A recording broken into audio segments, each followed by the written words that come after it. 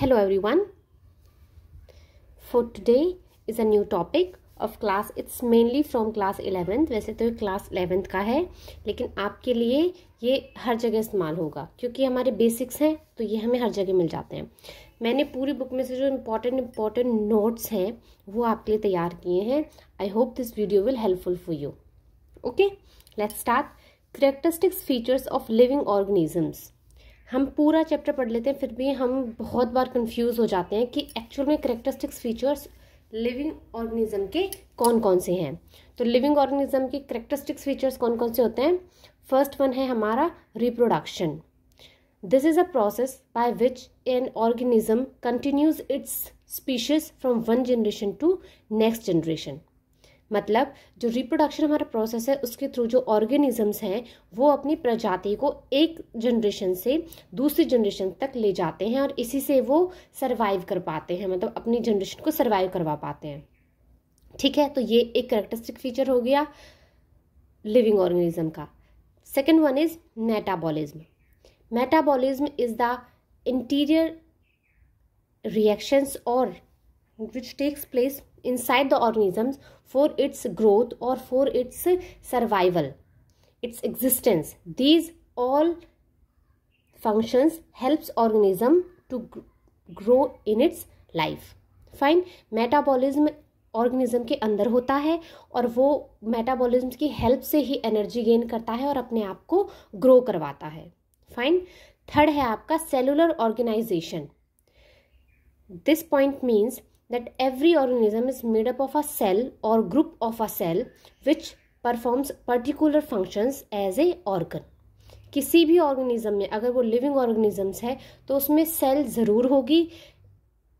It doesn't matter, इसका मतलब ऐसा कोई ज़रूरी नहीं है कि बहुत सारी ही हो. अगर वो एक सेल भी होगी तो भी चलेगा, but there should be a cellular organisation, कि कोई सेल का फंक्शन या सेल की वर्किंग ज़रूर होनी चाहिए. नेक्स्ट है आपका कॉन्शियसनेस. कॉन्शियसनेस क्या होती है. This is a process by which we can feel our environment और we can feel any changes which takes place in our surroundings. Okay, then only we can say that this organism is a living organism. Consciousness का मतलब है कि organism अपने आप के चारों तरफ होने वाले चेंजेस को फील कर सके, उसके अकॉर्डिंग रिस्पॉन्स कर सके. Then only that organism is known as living organism. Fine. Next होता है आपका सीक्वेंसेस इन पर्टिकुलर मैनर. मतलब सबसे पहले जो हमारे इतने सारे ऑर्गेनिजम्स हैं इनको हम किस बेस पर, मतलब कैसे क्लासिफाई करेंगे, कैसे हम इनको जानेंगे कि ये कौन सा ऑर्गेनिज्म है और इसका क्या करेक्टर है. तो वो उसके लिए कौन कौन से हमारा सीक्वेंस होता है. सबसे पहले identification, then nomenclature and then classification. Do you understand that.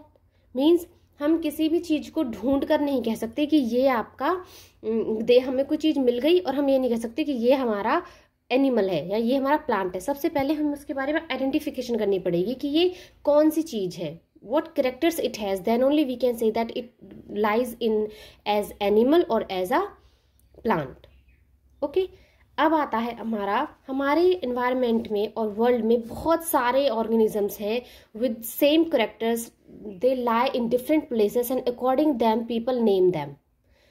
To overcome this limitation of identification, nomenclature and classification, a system has made by scientists that is known as binomial nomenclature.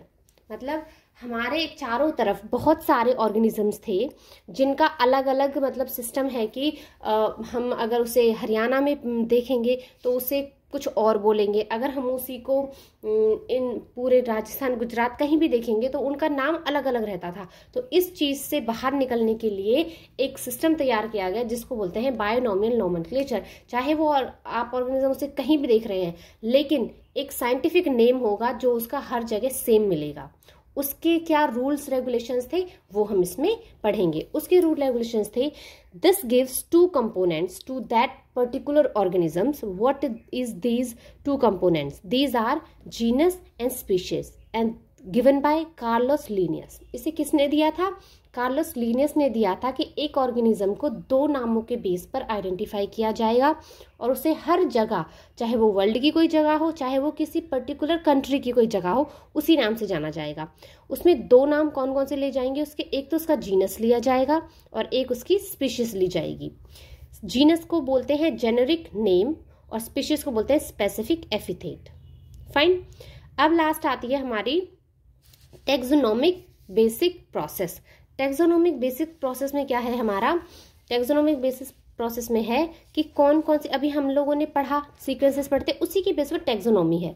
सबसे पहले उसको characterisation होगी, फिर उसकी identification होगी, फिर उसका classification होगा, नॉमेनक्लेचर होगा। ये आपका प्रोसेस, मतलब प्रोसेस है ये सारी, बस ये सीक्वेंस में नहीं है, ठीक है। बट जब आप टैक्सोनॉमिक बेसिक प्रोसेसेस पढ़ेंगे तो उसमें आपको यही मिलेगा। व्हाट? सबसे पहले कैरेक्टराइजेशन, आइडेंटिफिकेशन, मतलब सबसे पहले नहीं, उसका as a character. Fine. I hope these notes helps you in your studying, and if you like this, please share it and subscribe my channel. Thank you.